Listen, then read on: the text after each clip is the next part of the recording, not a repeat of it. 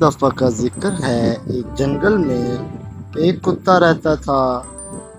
وہ ایک دن خوراک کی تلاش میں ادھر ادھر پھر رہا تھا۔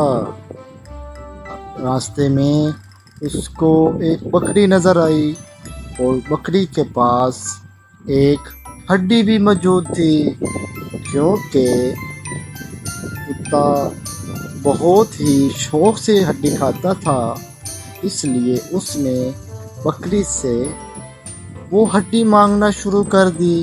تو بکری نے کہا کہ آپ مجھے اگر جنگل سے چارہ لا کر دیں گے تو میں آپ کو ہڈی دے دوں گی۔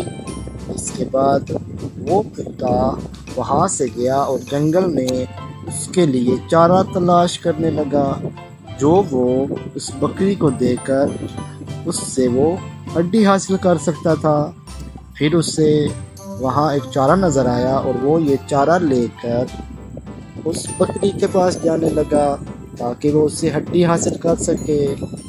اور وہ بکری کے پاس پہنچا اور اس کو اس کا چارہ دیا اور اس سے اپنی ہڈی لے لی۔ اس سے بکری کی بھوک بھی ختم ہو گئی اور کتے کی بھوک بھی ختم ہو گئی، اور ان دونوں نے آپس میں ایک دوسرے کا شکریہ ادا کیا اور پھر وہ اپنے اپنے گھروں کو نکل گئیں۔